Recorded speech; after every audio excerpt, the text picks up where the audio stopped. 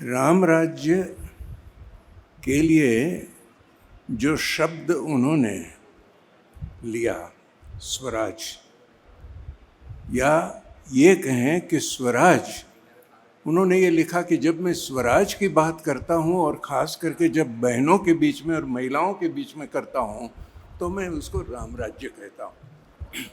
और ये स्वराज शब्द कहाँ से आया? हमारे आज़ादी के आंदोलन के समय इसका उपयोग बहुत लोगों ने किया है। तिलक महाराज ने भी किया है, इसके पहले भी समर्थ स्वामी रामदास ने शिवाजी के समय इस शब्द का उपयोग किया है। लेकिन ये शब्द का, इसकी जड़ कहाँ है, इसका उद्भव कहाँ है, ये पहली बार ये स्वराज शब्द कहाँ उपयोग में हुआ और किस संदर्भ में, उसका अर्थ क्या दिया गया है? ये वैदिक शब्द है, वेदों में आया है और इसमें आप सब तो जानते ही होंगे, इसको न जानने का कोई सवाल नहीं है। लेकिन गांधी जी ने ये साफ कहा कि ये वैदिक शब्द है। और कब इनको ये सफाई देनी पड़ी शब्द की? क्योंकि 1909 में जब इन्होंने हिंद स्वराज पुस्तक लिखी, और ये हिंद स्वराज पुस्तक उनके जीवन की ब्लूप्रिंट है, ये मैनिफेस्टो है, इनके समग्र 100 खंड जो है कलेक्टेड वर्क्स के, उसका अर्थ है। 100 खंड है, वो ये 86-87 पन्ने की पुस्तक का विस्तार है। क्योंकि वो पुस्तक के अंत में उन्होंने क्या लिखा है, हिंद स्वराज लिखने के, हिंद स्वराज पुस्तक लिखी, अंत एक वाक्य से किया कि अभी तक हम स्वराज का अर्थ कुछ और समझते थे।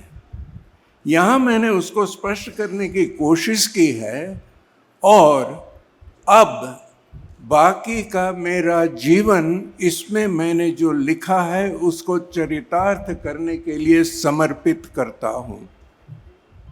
1909 में, और हमने ही नहीं, पूरी दुनिया ने देखा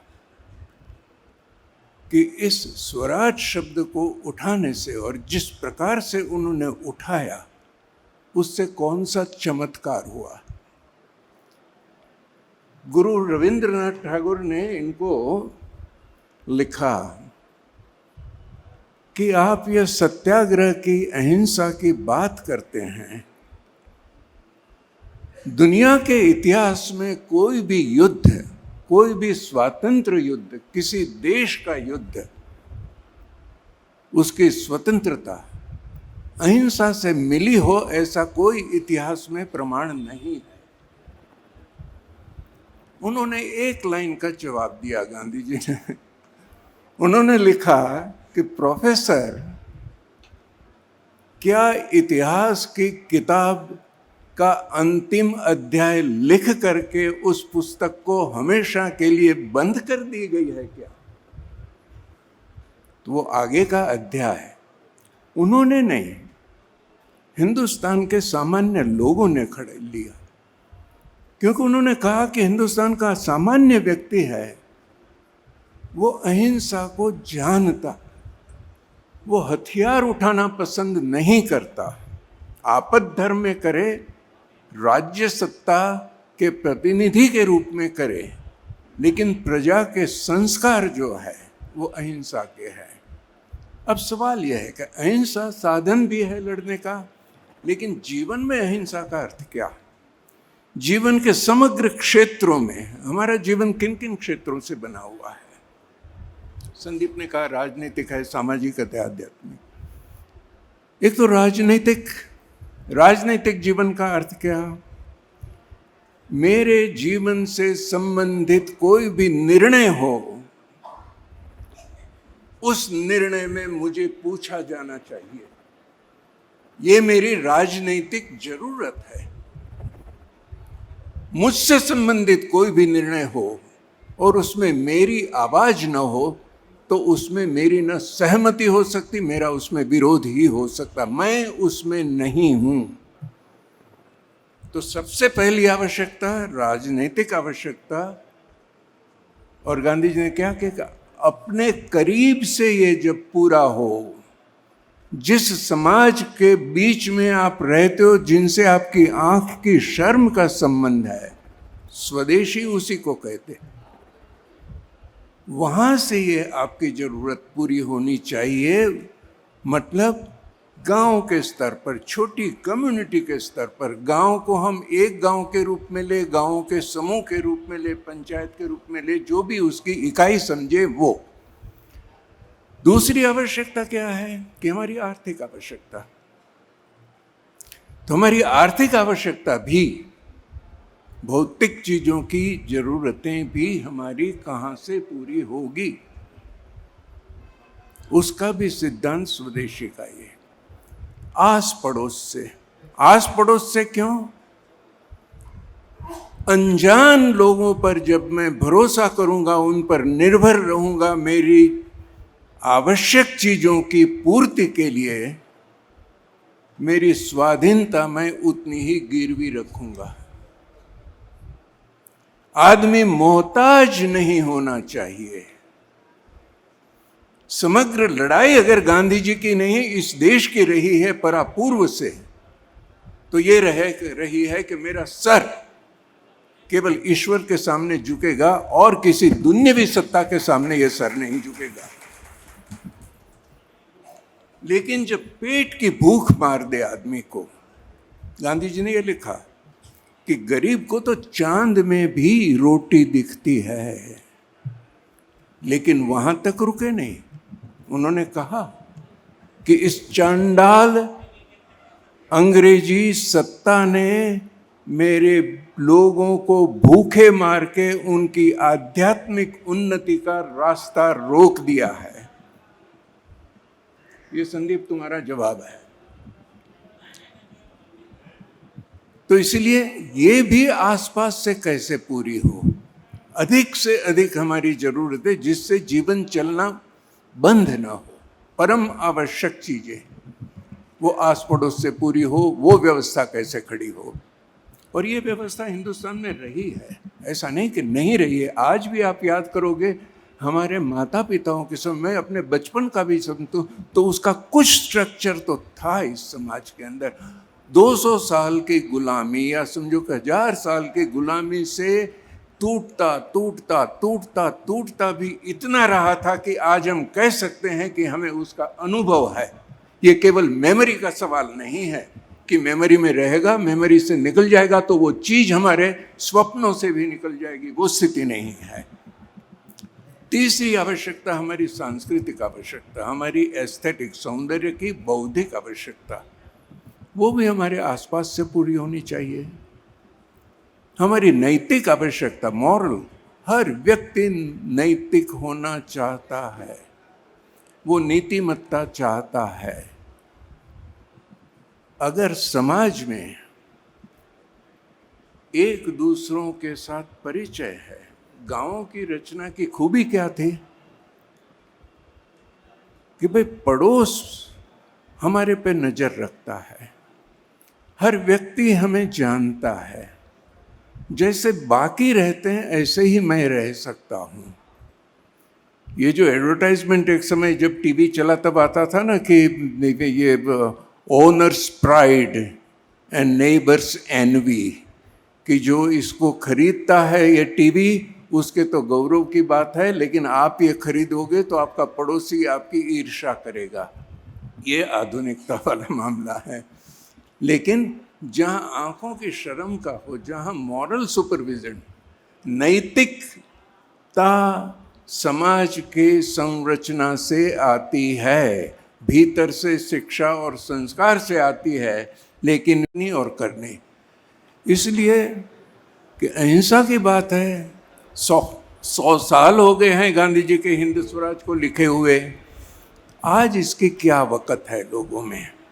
उस समय तो इस पुस्तक ने उस पे चले जब गांधी जी, तो वो खड़ा किया इस देश को कि सारी दुनिया ने 1947 में अगर किसी एक देश को महासत्ता माना तो हिंदुस्तान थी महासत्ता उस समय। सारी दुनिया ने हमें सलाम किया कि इन्होंने वो करके दिखाया है जो इतिहास में कहीं नहीं हुआ, क्योंकि अहिंसा से हम ये लड़ाई जीते। जब हम कहते हैं कि अहिंसा से लड़ाई जीते, तो हम इसमें कहीं भी लेश मात्र भी उनको हल्का, नीचा या कमतर नहीं करते जिन्होंने अपने बलिदान चाहे तो हिंसा के रास्ते दिया है। ये हमें मान्य करना ही चाहिए, क्योंकि जिन्होंने देशभक्ति के लिए प्राण न्योछावर कर दिए वो हमसे भी बड़े अहिंसक थे, क्योंकि उन्होंने अपने प्राण की आहुति दी। तो गांधी जी जब ये रास्ते पे, तो इसलिए मैंने ये प्रयोग करना शुरू किया। तो कहा कि ऐसे इलाके में जाना चाहिए जहाँ घोर हिंसा हो, जहाँ लोग जाना डरते हो, जहाँ पर जान का खतरा हो, तभी कसौटी है। इसलिए जम्मू कश्मीर और बिहार में बांका, जमुई, ये जो बहुत ही नक्सलाइट लोगों का एकदम कठोर गढ़ माना जाता है, वहाँ जाना शुरू किया। पहले दिन जब उसमें प्रवेश किया तो पास के गांव वाले लोगों ने रोक दिया गाड़ी को, पुरानी किसी की गाड़ी लेके जा रहा था। कहा कि कहाँ जा रहे हो? मैंने कहा किधर, लीलावरण बजरा की तरफ। कट के आना है क्या?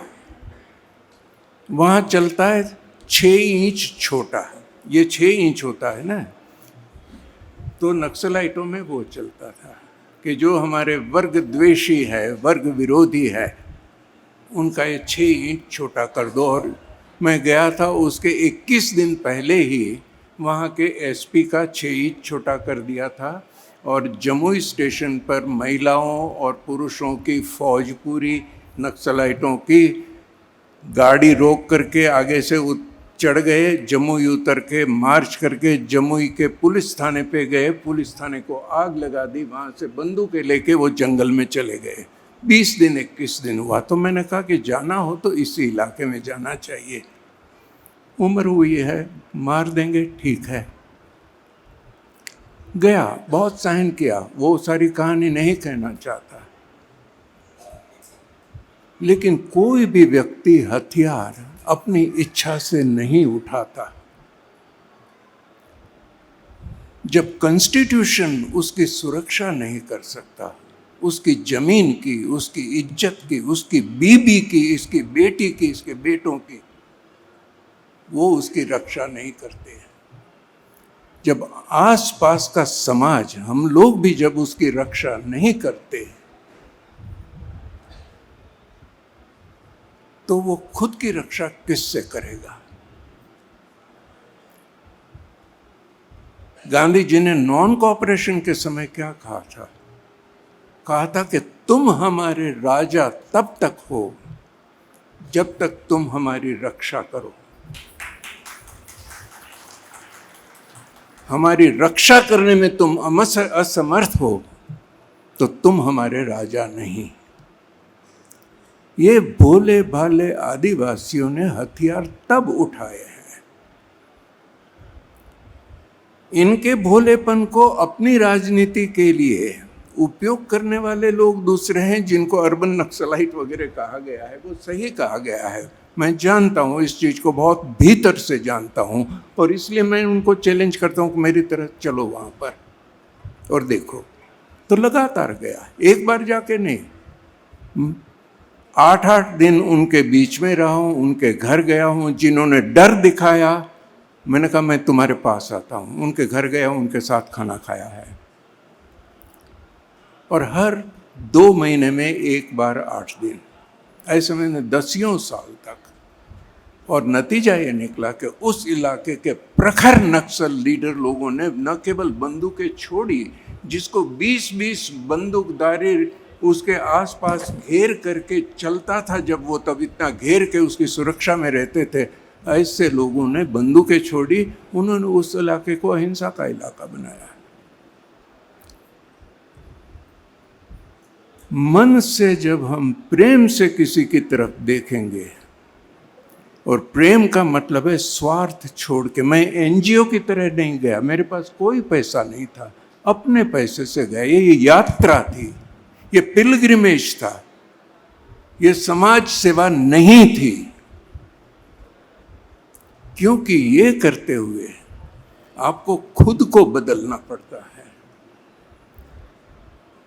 आत्म साक्षात्कार ये हिंदू धर्म की मूल नींव है। उसका हेतु अगर कोई है तो क्या है?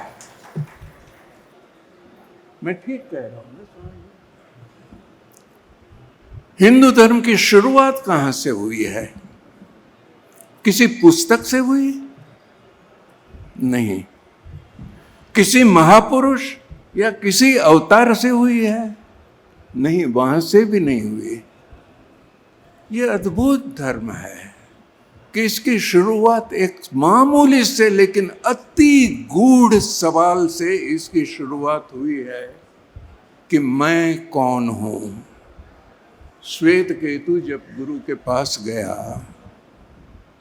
कि मुझे बताओ मैं कौन हूं, तो क्या कहा कि ये 5 गायें लो, जब 5000 हो जाए तब वापस आना। और जब वो वापस आया तो उसने जब पूछा तो उसने कहा अहम ब्रह्मास्मि, है ना। आत्म साक्षात्कार, खुद को जानना, ये हिंदू धर्म का हेतु है, परम हेतु जिसको कहें वो। गांधी जी इसलिए ये कहते हैं कि ये स्वराज की लड़त, अहिंसा की ये लड़त, राष्ट्र सेवा मेरे लिए, शरीर के बंधनों से आत्मा को मुक्त करने की मेरी ट्रेनिंग ग्राउंड है ये।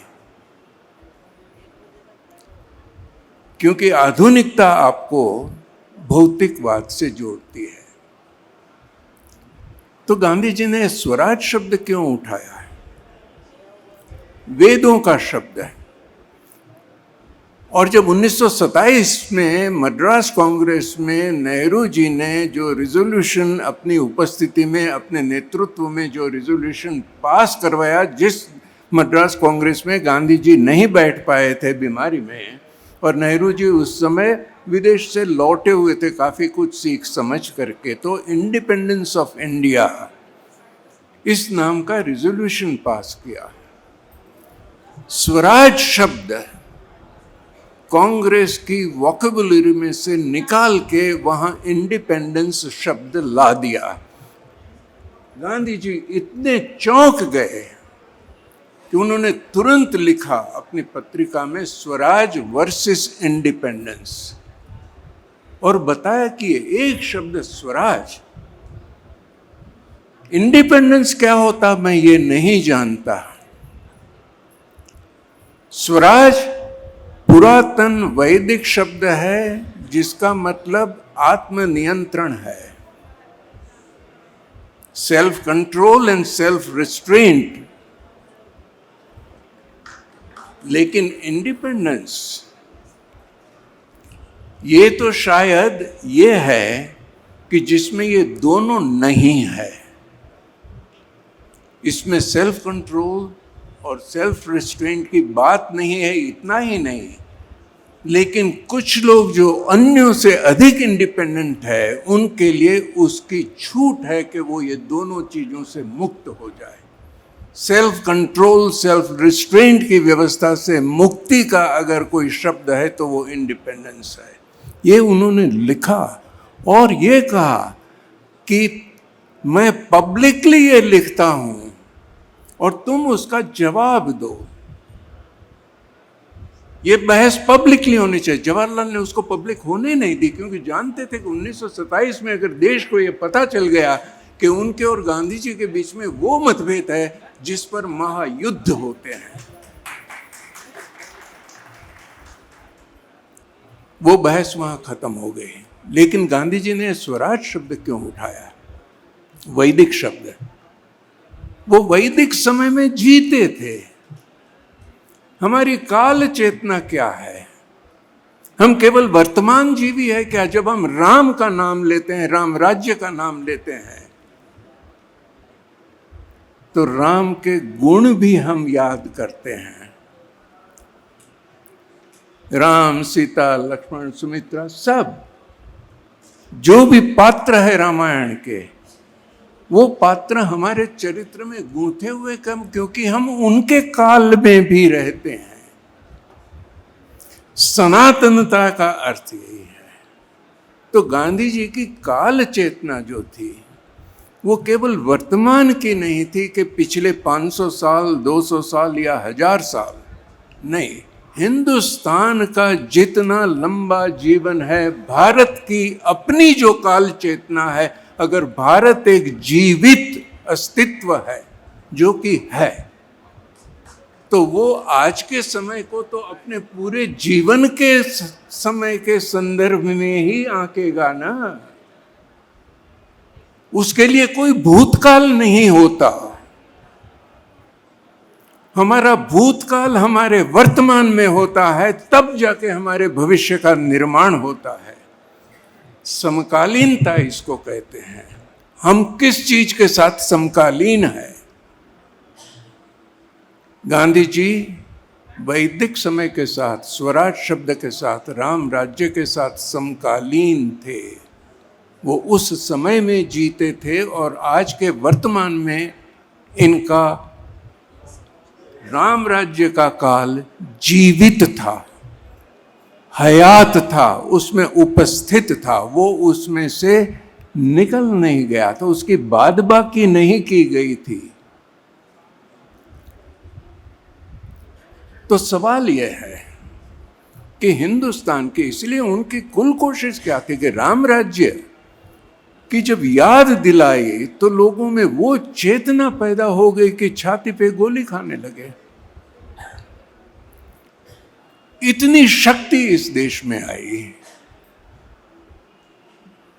लेकिन इसकी अवस्था क्या राम राज्य की? आज मैं आपको ये स्वराज शब्द की, देखो एक टेस्ट करता हूं मैं, मामूली सा टेस्ट। हाँ, स्वराज शब्द आप सब जानते हैं। आप में से मंत्र पुष्प कितने लोग जानते हैं? शायद बहुत लोग जानते होंगे। मंत्र पुष्प हम सभी कोई अनुष्ठान घरों में करते हैं ना। धार्मिक अनुष्ठान हर परिवार में, हर हिंदू घर में होते ही हैं। और जब अनुष्ठान पूरा हो जाता है तो अंत में पुरोहित जी मंत्र पुष्प का पाठ करते हैं। ठीक है ना? मंत्र पुष्प किसको आता है? किसी को आता हो तो कृपा करके खड़े होकर के एक बार यहाँ आकर के बोल जाइए। मैं आपको कुछ ऐसी चीज बताना चाहता हूं कि आप ताज्जुब कर जाएंगे। किसी को आता है क्या? कोई आ रहा है क्या वहां से? नहीं। मंत्र पुष्प में 8 प्रकार के राज्य व्यवस्थाओं का नाम है। अधिराज्यम, भोज राज्यम, पारमेष्ट राज्यम, स्वराज्यम। क्या मतलब?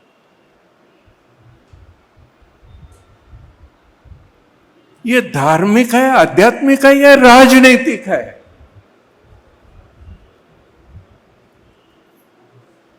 ये व्यवस्था की हमारे पूर्वजों ने, हमारे नीति शास्त्रियों ने, हमारे धार्मिक आध्यात्मिक गुरुओं ने, कि हमारे जीवन में इन शब्दों की स्मृति, इन शब्दों का संस्कार, इन शब्दों की हयाती रहे। और ये शब्द नहीं है, ये जीवन व्यवस्था को इंगित करने वाले प्रतीक है। इन्होंने मंत्र में गूंथ दिया है। कौन सा घर है जहां पर स्वराज शब्द न बोला गया हो पुरोहित के द्वारा? लेकिन हमें इसकी कोई जानकारी नहीं है, हमें इसका कोई संज्ञान ही नहीं है। आत्मचेतना इतनी लुप्त कैसे हो गई? किसी भी देश, किसी भी प्रजा, किसी भी राष्ट्र, जैसे हमारा अपना जीवन, हमने तय किया कि हमारे जीवन की धारा किस तरफ जाएगी। बच्चा पैदा होता है तब से लेके बड़ा होता है तब तक हम उसकी एक कल्पना करते हैं, इसकी एक प्लानिंग करते हैं। हम जानते हैं कि हमारी डेस्टिनी, हमारी नियति क्या है। करते हैं कि नहीं? जीवन का पूरा पथ, हम जो हैं और हम जो होना चाहते हैं, उसके अनुसंधान के लिए ये पथ, ये नियति को प्राप्त करने का जो मार्ग है, जो यात्रा है, ये राष्ट्र की भी है, एक समाज की भी है। स्वराज प्राप्त करना ये हिंदुस्तान का राष्ट्र धर्म है। इसकी जो नियति, इसकी जो भारत की जो अपनी नियति को प्राप्त करने की यात्रा, ऐतिहासिक यात्रा, उसके अलग अलग पड़ाव पर, अलग अलग स्थानों पे जो इसकी तार्किक, सांस्कृतिक निरंतर यात्रा, निरंतरता जो इसके बीच में बनी रहनी चाहिए, इस यात्रा में तार्किक निरंतरता बनी रहनी चाहिए, सांस्कृतिक निरंतरता बनी रहनी चाहिए, ऐतिहासिक निरंतरता बनी रहनी चाहिए। ये नहीं कि आप यहाँ चले जाना चाहते हो, वहां पर पहुंचना चाहते हो, आप सीधा अपना मार्ग तय किया और बीच में से आपको यहाँ से किसी ने इधर धक्का मार दिया और आप इधर चलने लगे। ये नहीं होता ना। हिंदुस्तान के साथ ये हुआ है कि इसकी ऐतिहासिक, सांस्कृतिक, तार्किक जीवन यात्रा में क्या क्या व्यवधान आए और वो व्यवधानों ने हमें कैसा पथभ्रष्ट किया, कैसा बुद्धि भ्रष्ट किया, कैसा हमें नीति भ्रष्ट किया। इसको अगर हम नहीं समझेंगे, हमें राम राज्य का मार्ग कहां से मिलेगा। गांधी जी का सारा जीवन संघर्ष इस चीज का था। सबसे पहला कौन सा आक्रमण, जिसमें मेजर अगर हम माने तो दो, जिन्होंने हमें, इस भारत को अपने पथ भ्रष्ट किया। एक इस्लामिक आक्रमण और दूसरा पश्चिम का आधुनिकता का आक्रमण। ये बहुत विस्तार की बात है। मैं ये जो हिंद स्वराज इसने बात कही ना, ये दरअसल में राम राज्य को प्राप्त करने का ही टेक्स्ट है। मैंने उस पर कम से कम 125 जितने शिविर किए होंगे अलग अलग जगह पर। ये माओवादियों में, कश्मीरियों में, इनमें भी बहुत छिप के किए हैं। कभी कभी तो ये हुआ है कि ये जो आर्मर्ड पुलिस और वहाँ जो एसटीएफ जो लगते हैं, जो स्पेशल पुलिस टास्क फोर्स, उसने मेरे कैंपों को घेर भी लिया है। कभी गोलियाँ भी चली, ये सब हुआ है। लेकिन मैंने इतने इसके शिविर किए हैं ये हिंद स्वराज के, इसीलिए कि ये चेतना हमारी अभी भी जागरूक है कि नहीं। और मैं आपको ये बताऊं कि हमारे लोगों के मन में आज भी 100 साल के बाद भी ये हिंद स्वराज में जो मर्म लिखा है वो आज इतना ही जिंदा है। ये मुझे वहां जा करके ये इसकी प्रतीति हुई है। इस्लामिक आक्रमण की जब हम बात करते हैं तो हम ज्यादातर किस चीज की बात करते हैं? हम ज्यादातर बात केवल उसकी करते हैं कि हमें दमित कैसे किया, फिजिकली मारा, काटा, ये किया, वो किया। जैसे हमारे शरीर के साथ जो हुआ वही होता है। सबसे बड़ी हिंदू धर्म को अपने मार्ग से हटा देने का सबसे बड़ा अगर कोई प्रभाव सबसे पहले हुआ तो इस्लामिक आक्रमण के समय क्या हुआ कि हिंदू समाज को, उनके साथ हमने इस्लामिक रूल को स्वीकार कर लिया, उनकी प्रभुसत्ता को स्वीकार कर लिया। अंग्रेजों के साथ ये नहीं हुआ। उनकी सत्ता को हमने नहीं स्वीकार किया, उनकी संस्कृति को स्वीकार कर लिया। जबकि इस्लामिक राज्य में हमने उनकी सत्ता को अस्वीकार किया, सत्ता को स्वीकार कर लिया, उनके धर्म को अस्वीकार कर दिया। और जब इनकी सत्ता को हमने स्वीकार किया तो उनके साथ सहयोग करना ये लाजमी हो गया है। सहयोग न करते तो क्या क्या होता वो हमें पता है। उस इतिहास में मैं न जानना चाहता हूँ, न मैं किसी प्रकार का हिंसक उन्माद खड़ा करना चाहता हूँ, मैं उसका विरोधी हूँ। लेकिन सत्य को समझना पड़ेगा। तो आर्थिक और राजनीतिक क्षेत्र में हम उनके कोलैबोरेटर हुए, सहयोगी हुए। और जब ये होता है तो क्या होता है कि आप उनकी भाषा, उनकी विचार प्रणाली के कुछ अंश, उनकी मान्यताएं जीवन के बारे में, क्योंकि राज्य जो है वो जीवन के बारे में होता है, जीवन के इन क्षेत्रों के बारे में जो मैंने पहले बताया, आर्थिक, राजनैतिक, सांस्कृतिक, माने बौद्धिक और चेतना संबंधी और नैतिक। तो हमारे विचार के पैटर्न, हमारी मान्यताएं, हमारी भाषा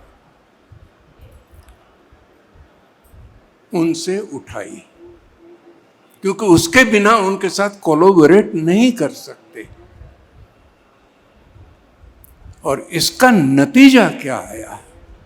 इसका नतीजा ये आया कि धर्म और संस्कृति दोनों के बीच में विक्षोभ हो गया। संस्कृति क्या होती है? अगर धर्म नहीं है तो संस्कृति कुछ नहीं होती।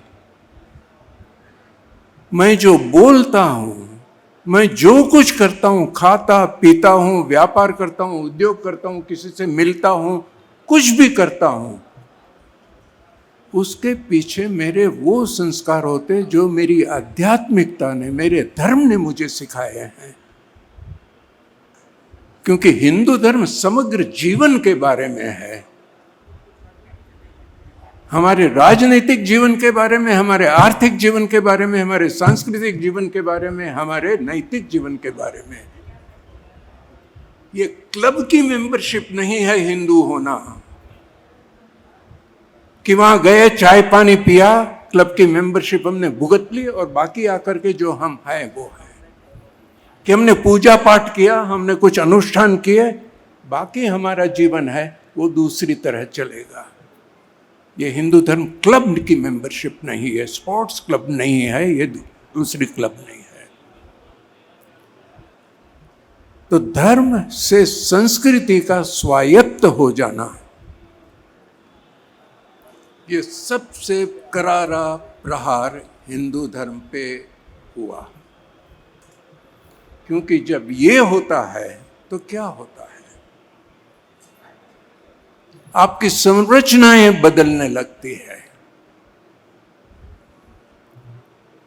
क्योंकि राजनीतिक, आर्थिक, माने हमारे भौतिक, वैचारिक और राजनीतिक जीवन चलाने वाली जितनी भी संरचनाएं हैं, वो संरचनाएं तो हमारे विचार से, हमारे धार्मिक और आध्यात्मिक चिंतन से निकलती है और उनका वो प्रकाश है। क्योंकि हिंदू धर्म एक बात स्वीकार नहीं करता, और वो क्या बात स्वीकार नहीं करता? कि आंतरिक और बाह्य, ये दोनों के बीच में भेद को वो स्वीकार नहीं करता। अंदर जो है वो और मेरी बाहर की दुनिया, ये दोनों में ऐक्य स्थापित होना चाहता है। ये ऐक्य टूट गया है। इसकी तफसील में जाने का यहाँ समय नहीं है, इसलिए मैं सीधा दूसरे, लेकिन मैं ये कहना चाहता हूँ, इसका संज्ञान हमें नहीं है। आज अगर किसी पढ़े लिखे को पूछो तो वो ये कहेगा कि हाँ, संस्कृति और धर्म दोनों अलग अलग है। कहते हैं कि नहीं कहते हैं? आप मुझे बताइए। हर पढ़ा लिखा व्यक्ति ये कहेगा कि संस्कृति और धर्म अलग। अरे संस्कृति और धर्म अलग है तो इसका मतलब है कि तुम्हारा कोई धर्म है ही नहीं। भाषा जो हमारी है वो हमारे मॉरल्स की, हमारे संस्कार की संवाहक है, हमारे विचारों की संवाहक है। हम जो बनना चाहते हैं, जो बनते हैं, उसकी संवाहक होती है भाषा। वो संपूर्ण रूप से बदल जाती है उसमें से। इसका संज्ञान नहीं है। और उसका नतीजा क्या हुआ? ये दोनों के बीच में जो भेद हो गया, दोनों का ऐक्य जो टूट गया, जो आंतरिक और बाह्य का जो ऐक्य टूट गया, उसका नतीजा ये हुआ कि धर्म प्राइवेट बन गया, ईश्वर निजी बन गया। धर्म का और ईश्वर का निजीकरण ये इस्लामिक राज्य की भारत को देन है, और इसको समझने में हमारी संपूर्ण असफलता है। किसी को आपने कहते हुए सुना है क्या ये बात? और ये हमें नहीं पता है। हमारी चेतना का लोप किस हद तक हुआ है, फिर राम राज्य का मार्ग कहां से मिलेगा। इसके बाद हम इधर आए हैं अंग्रेजी शासन पे। ये जो भूमिका तैयार हुई इस्लामिक आक्रमण के द्वारा, धर्म का निजीकरण, ईश्वर का निजीकरण, संस्कृति और धर्म दोनों में भेद हो जाना, संस्कृति धर्म से स्वतंत्र हो जाना, उसका दायरा स्वतंत्र मान लिया जाना, इसी चेतना के भ्रष्ट होने की स्थिति में अंग्रेजी आक्रमण हमारे यहाँ हुआ। और अंग्रेजी आक्रमण को हम कहते हैं कि ये सभ्यता का आक्रमण है। गांधी जी की लड़ाई तो सभ्यता से मूल रूप से थी ना, राज्य से तो बाद में थी, लेकिन मूल अगर कोई थी तो पश्चिम की सभ्यता से थी। और पश्चिम की सभ्यता का आक्रमण किन किन साधनों से, इन्होंने हमें भ्रष्ट किन किन साधनों से, किन किन हथियारों से हमें भ्रष्ट किया, हमें अपने मार्ग से च्युत कर दिया, हमारी बुद्धि को बदल दिया। इसमें से जो जो चीज कहूंगा, इस सारी चीज के आज हम पुजारी हैं। सबसे पहले अगर देखें तो सेक्युलराइजेशन एक हथियार उनका ये, और मूल अगर कोई भारतीय सभ्यता को संपूर्ण रूप से बदल के पश्चिमी सभ्यता के अनुकूल आनुषंगिक एक उसका अंश बना देना, ताकि हिंदुस्तान हमेशा उनकी जरूरतें पूरा करने वाला, उनका कॉपी कैट नेशन, उनका नकलची बंदर बन जाए, इसलिए सबसे पहले था कि इनकी जीवन दृष्टि बदल दो। सेक्युलराइजेशन के, सेक्युलरिज्म के तीन अर्थ है। इसमें अभी जाने की हमारे पास गुंजाइश नहीं, वैसे ही मैंने आपका काफी, मैं बंद करूं क्या यहाँ पर, मुझे बता दीजिएगा, क्योंकि ये बड़ा लंबा विषय है कि या चालू रखूं, थोड़ी देर चालू रखूं। सेक्युलरिज्म के तीन अर्थ है, और ये तीनों अर्थों में हमने आपस में इतनी गडमगड कर दी है कि एक अर्थ के जो नतीजे होते हैं, सेक्युलरिज्म के एक अर्थ के जो नतीजे निकलते हैं, उसको हम दूसरे अर्थ के साथ समझने लगते हैं, और इसलिए कहीं पार नहीं पड़ते हैं। सबसे पहला जो उसका मूलभूत जो अर्थ है वो क्या है? मनुष्य केंद्रित जीवन दृष्टि, परम सत्ता केंद्रित नहीं, ईश्वर केंद्रित नहीं, ईश्वर सत्ताक नहीं, मनुष्य सत्ताक, जिसमें मनुष्य ही इस विश्व का हीरो बना। ये रेनेसा ने अगर कोई चीज की तो रेनेसा ने ये किया, क्योंकि उनके यहाँ प्रॉब्लम थी। प्रॉब्लम ये थे कि क्रिश्चियनिटी के पास कोई भी ये साधन नहीं था जिससे कि सत्य का सही निर्णय कर सके, इसलिए झगड़े होते थे, इसलिए लड़ाइयाँ होती थी, इसमें उनकी बहुत बदनामी हुई, बहुत उसमें करप्शन आया। तब रेनेसा हुआ कि धर्म से सत्य का अधिकार छीन लेना चाहिए, सत्य का निर्णय है वो अब साइंस करेगा। उसमें से ये आधुनिक विज्ञान की जन्म हुआ। तो आधुनिक विज्ञान क्या करता है? जिसके हम परम भक्त हैं, परम भक्त ऐसे भक्त हैं कि ऐसे भक्त तो यूरोप और अमेरिका के लोग भी नहीं हैं, क्योंकि वो उसकी अब क्रिटिसिज्म कर रहे हैं। आधुनिक विज्ञान क्या करता है? उसने क्या किया कि सत्य वही है, इसको पॉजिटिविज्म भी कहते हैं, जो इंद्रिय गम्य हो, हमारी इंद्रियों के द्वारा जिसको हम प्रमाणित कर सकें, बुद्धि प्रामाण्यवाद जिसको कहा जाता है, वही केवल है। जो हमारी बुद्धि जिसकी अस्तित्व नहीं सिद्ध कर सकता वो नहीं है। और बुद्धि का मतलब ये हुआ कि जो हम जिसको अपनी पांचों इंद्रियों के द्वारा जिसकी हस्ती को सिद्ध कर सके। विज्ञान का ये प्रथम सिद्धांत ये है। हमारी आत्मा को आप छू सकते हो, देख सकते हो, सुन सकते हो नहीं, ईश्वर को भी नहीं। तो ये सेक्युलरिज्म का पहला जो अर्थ है वो ये है। और इसकी दूसरी जो सेक्युलरिज्म की, या ये कहो कि इसको जो साइंटिफिक टेम्पर है, ये दूसरा उसका जो हथियार है वो साइंटिफिक टेम्पर है। साइंटिफिक टेम्पर का अर्थ यही मैंने जो कहा कि वो टेम्पर जो हर चीज़ के अस्तित्व को, सत्य को निर्धारित करेगा कि जो 5 इंद्रियों द्वारा ग्राह्य है वो सत्य, जो 5 इंद्रियों द्वारा ग्राह्य नहीं है, जिसका लेबोरेटरी में परीक्षण नहीं हो सकता, वो नहीं है। दूसरा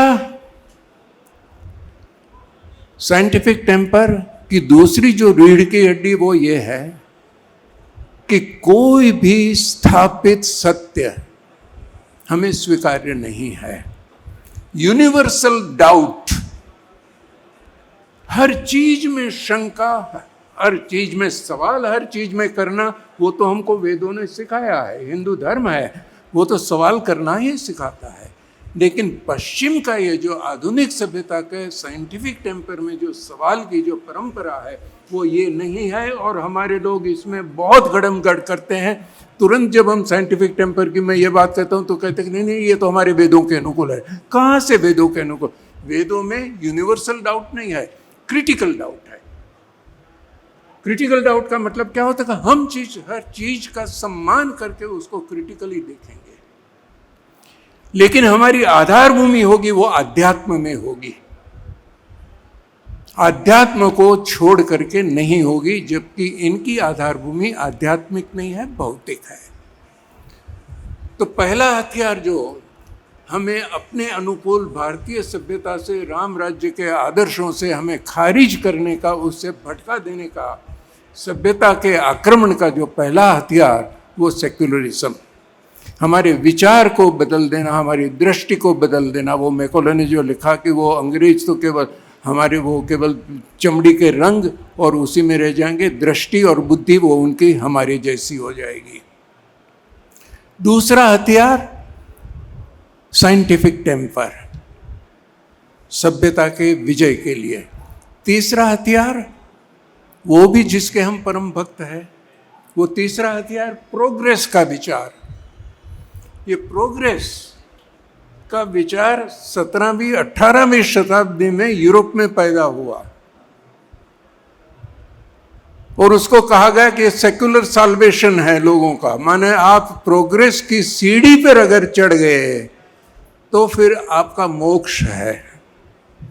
प्रोग्रेस का क्या अर्थ है?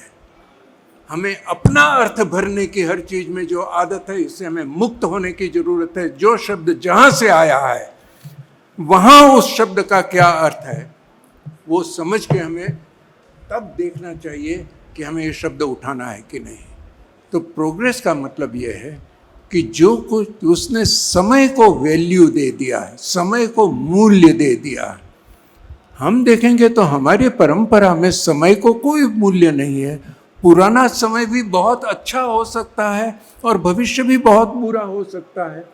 पुराना समय में भी कुछ चीज़ें गलत हो सकती है, भविष्य में भी कोई चीज़ें अच्छी हो सकती है, अभी भी कोई अच्छी हो सकती है। समय को मूल्य नहीं होता, जबकि प्रोग्रेस के विचार ने समय को मूल्य दे दिया। जी,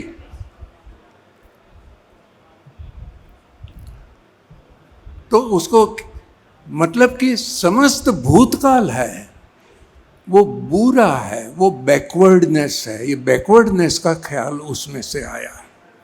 केवल जो भविष्य है उसमें ही उन्नति है। ये मैं बहुत संक्षेप में आपको कह रहा हूँ, लेकिन प्रोग्रेस के विचार की मूल नींव, मूल उसका चरित्र ये है कि भूतकाल आपको भूल जाना है, वो बैड है, वो खराब है, भविष्य ही अच्छा है। इसलिए हमेशा भारतीय संस्कृति की जो बदबोई होती है, इसकी जो निंदा होती है, इससे हमें मुक्त करने की जो कोशिश की जाती है, जो हमें पिछड़ा वगैरह जो कहा जाता है, वो इस वजह से किया जाता है।